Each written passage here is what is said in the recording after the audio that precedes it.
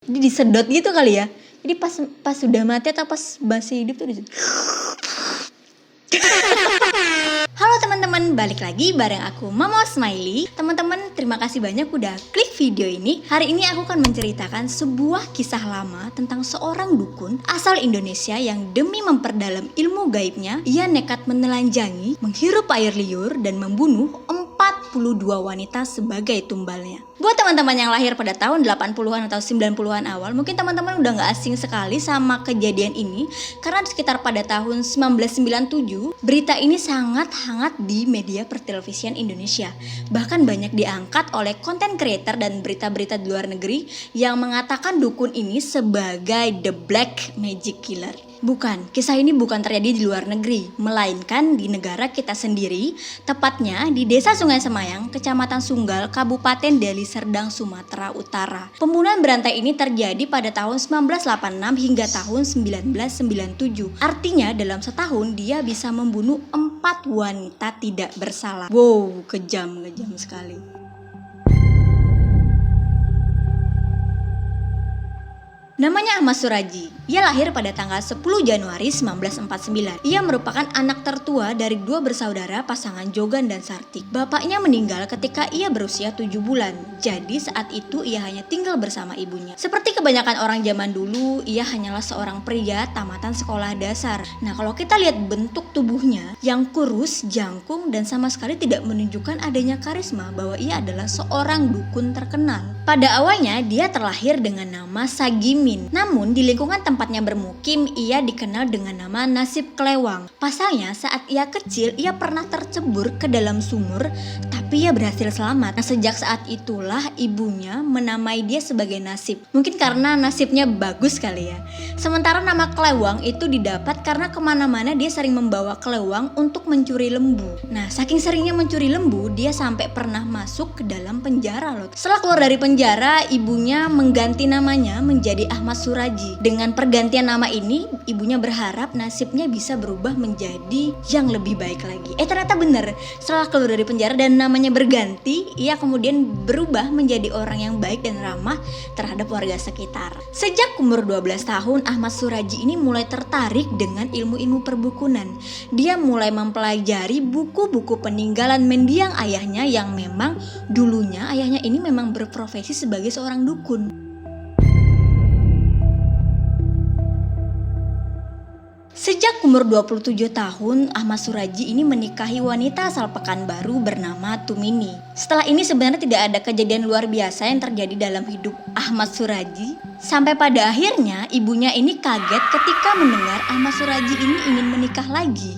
Alasannya karena Ahmad Suraji ini ingin mendapatkan anak perempuan, karena Tumini hanya bisa memberikan 4 anak laki-laki. Tapi sebenarnya bukan ini yang membuat ibunya kaget, melainkan adalah Ahmad Suraji ini ingin menikahi adik kandung istrinya sendiri. Bukan hanya satu adik Tumini saja yang ingin dinikahinya, melainkan 2 adik Tumini sekaligus, yaitu Tuminah dan Ngatiah. Tapi Suraji benar-benar gak peduli. Dia bahkan membuat 3 bersaudara tadi yang udah menjadi istrinya tinggal bersamanya dalam satu atap. Ibunya terus-menerus menentangnya karena perbuatan ini dianggap kurang bener gitu kan. Tapi akhirnya Suraji gak ambil pusing sama larangan ibunya dan akhirnya ia mengusir ibu kandungnya sendiri dari rumahnya.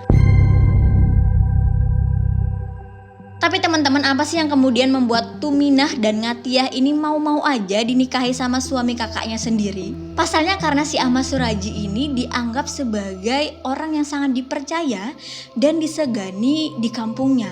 Karena dia tadinya bisa mengobati semua orang ya kan. Apalagi sejak kecil Suraji ini mengaku sering didatangi oleh mendiang ayahnya lewat mimpi. Dalam mimpi tersebut ayahnya mengajarinya berbagai ilmu kesaktian. Entah itu benar-benar sakti atau enggak, tapi tidak sedikit orang-orang yang percaya bahwa Ahmad Suraji ini merupakan orang pintar atau dukun. Banyak orang yang kemudian datang ke rumahnya untuk minta pertolongan, baik berobat karena sakit, minta pasang susuk agar terlihat cantik, tips memikat suami agar tidak tergoda wanita lain, atau hal-hal tahayul lainnya yang rasanya memang kurang masuk di akal. Di sebuah malam yang gelap dalam tidurnya, Ahmad Suraji ini kembali bermimpi didatangi oleh mendiang ayahnya. Dalam mimpinya tersebut, ia dijanjikan akan diwarisi oleh ilmu yang maha sakti. Katanya ilmu ini benar-benar tidak bisa terkalahkan. Ilmu ini bisa mengalahkan lawan, bisa mengobati orang, dan bisa menolong orang lain. Hanya saja syaratnya ini tidak main-main teman-teman. Supaya bisa menguasai ilmu ini secara sempurna, Ahmad Suraji ini harus menumbalkan nyawa 72 wanita. Dan teman-teman tahu salah satu prosedur wajibnya ini adalah Suraji ini harus menghirup air liur dari wanita-wanita tersebut. Jijik gak sih? Jadi disedot gitu kali ya. Jadi pas sudah mati atau pas masih hidup tuh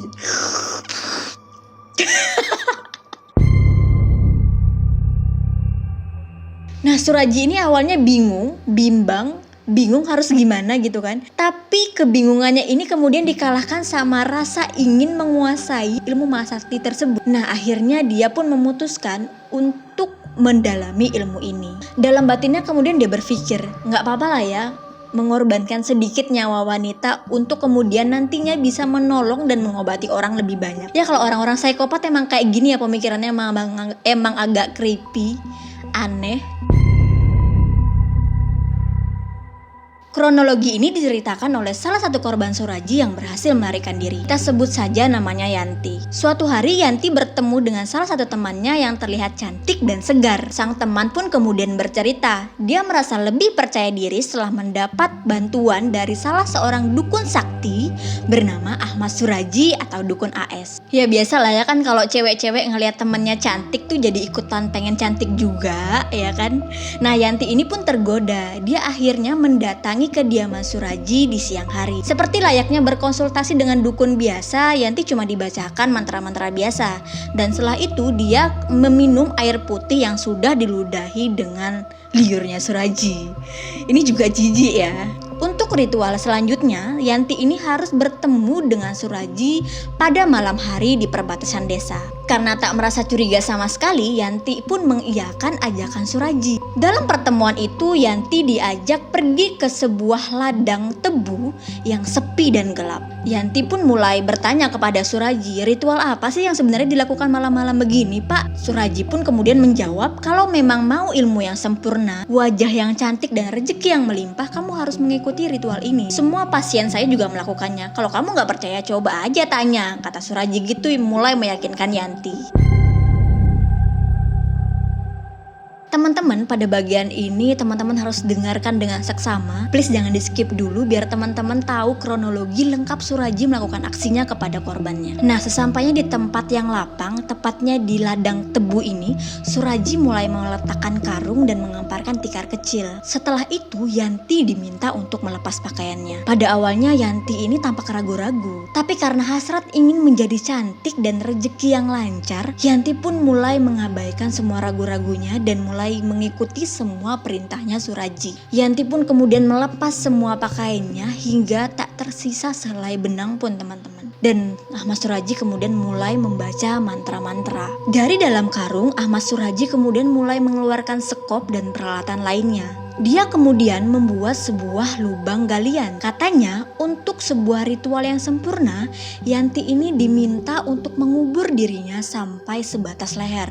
Istilahnya Yanti ini diminta untuk melakukan tapa pendem, bertapa dengan mengubur diri. Disinilah teman-teman Yanti sebenarnya mulai curiga. Tapi yang namanya dukun gak mungkin dong si Ahmad Suraji ini ngebiarin kliennya ragu-ragu dan kemudian pulang. Dia pasti berusaha untuk meyakinkan si Yanti, pasiennya ini, untuk tetap yakin dengan apa yang dilakukannya. Hingga pada suatu momen Ahmad Suraji ini mendekap kencang lehernya Yanti dan si Yanti ini refleks melepas dan memberontak karena dikira Ahmad Suraji ini ingin memperkosanya. Suraji ini berhasil didorongnya hingga terjungkal ke dalam lubang galiannya sendiri. Begitu tubuhnya bebas, Yanti ini segera memakai pakaian sekadarnya, kemudian berlarian kencang menjauh dari Suraji. Malam itu Yanti pulang dengan tubuh memar-memar karena bergesekan dengan batang-batang tebu teman-teman, karena kebetulan kejadiannya kan memang di perkebunan tebu. Meski begitu, sayangnya Yanti tidak menceritakan kejadian ini kepada siapapun karena dia merasa kalau dia menceritakan kejadian ini sama juga halnya dengan dia membuka aibnya sendiri. Padahal kan kalau misalnya si Yanti ini menceritakan kejadian ini kepada orang-orang sekitar, mungkin saja saat itu si Ahmad Suraji ini pasti sudah ditangkap ya kan, dan seharusnya tidak ada korban-korban berikutnya lagi.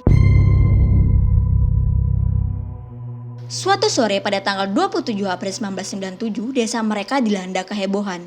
Seorang pemuda menemukan sesosok mayat wanita tanpa busana di ladang tebu. Warga pun berbondong-bondong untuk membongkarnya. Suasana bertambah panas ketika muncul kabar bahwa salah seorang warga desa, Sri Kumala Dewi, dikabarkan hilang sudah 3 hari dari desanya. Mereka takut mayat yang ditemukan tersebut adalah Dewi. Dan ternyata benar, mayat tersebut adalah benar-benar Dewi. Aparat kepolisian Mapolsek Sunggal pun bertindak cepat. Setelah diselidiki, sebelum menghilang, Dewi dikabarkan sempat bertengkar dengan suaminya Tumin. Bahkan mereka telah pisah ranjang. Orang tua Dewi pun meyakini bahwa Tuminlah pelaku pembunuhan tersebut. Dan demi keperluan penyelidikan, akhirnya suami Dewi pun ditahan. Pihak kepolisian tidak mau terburu-buru menetapkan Tumin sebagai tersangka.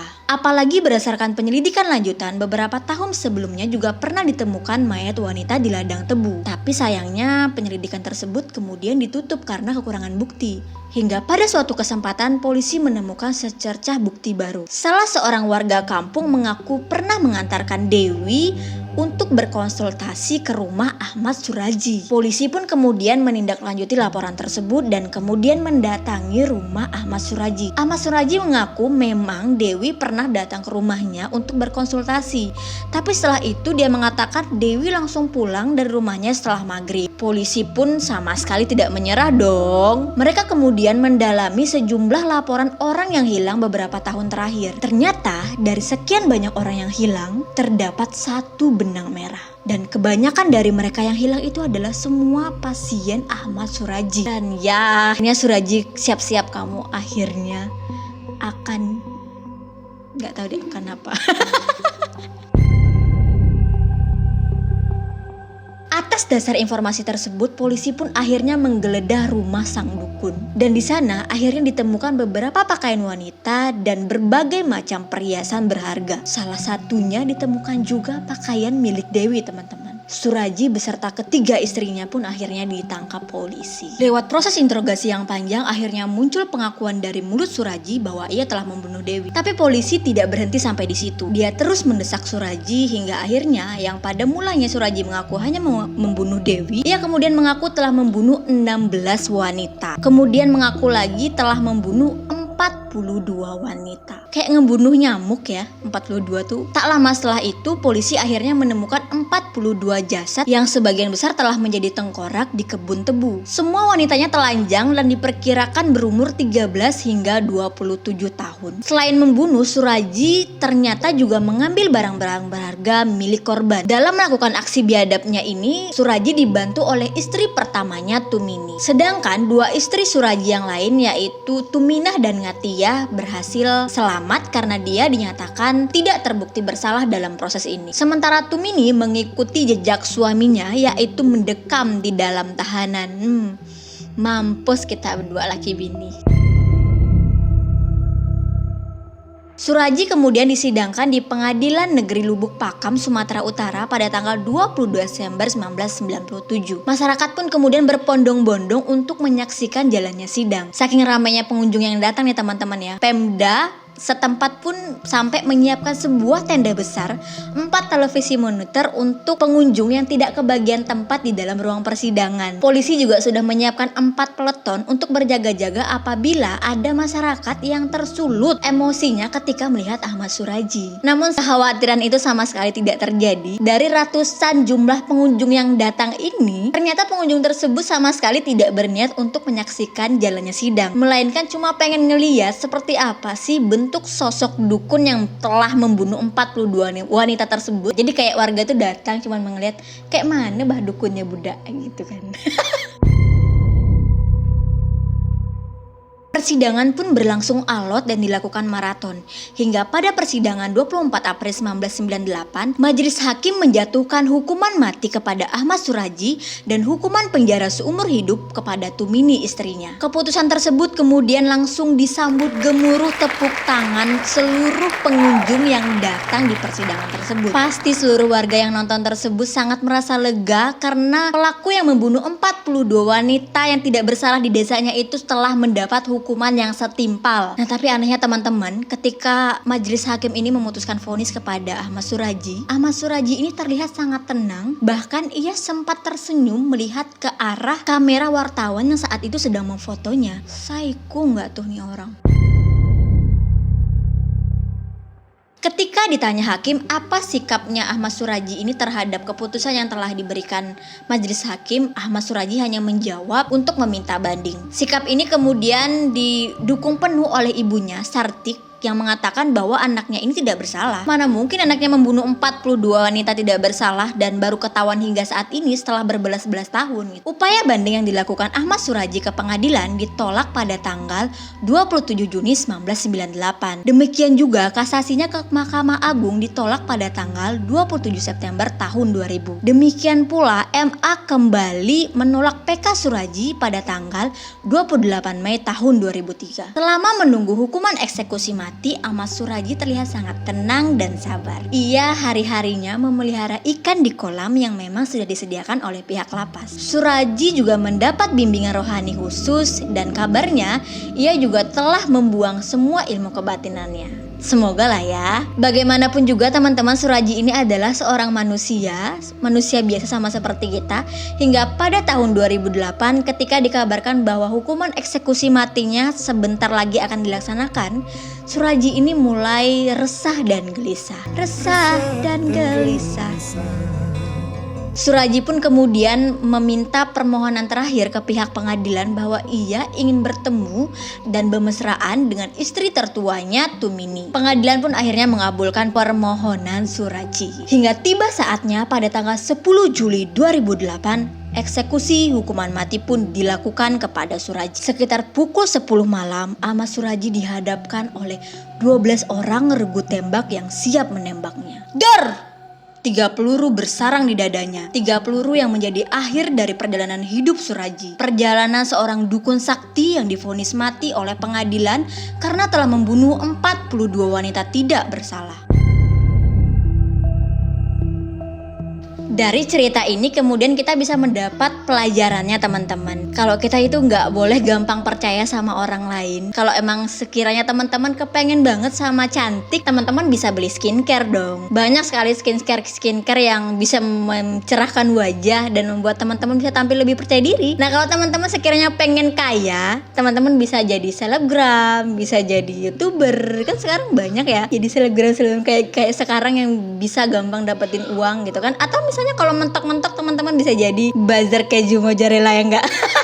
Keju mozzarella khas Malang kakak, yuk dibeli yuk. By the way, kalau teman-teman masih penasaran sama cerita misteri yang satu ini, teman-teman bisa nonton filmnya Misteri Kebun Tebu. Karena saking ramainya zaman dulu tentang cerita ini, cerita Ahmad Suradji ini sampai diangkat menjadi sebuah film. Teman-teman bisa searching, filmnya ada di mana-mana. Teman-teman terima kasih banyak udah nonton video ini. Kalau teman-teman suka sama videonya, teman-teman boleh like dan jangan lupa subscribe ya. Aku Mamau, see you on the next video. Bye bye.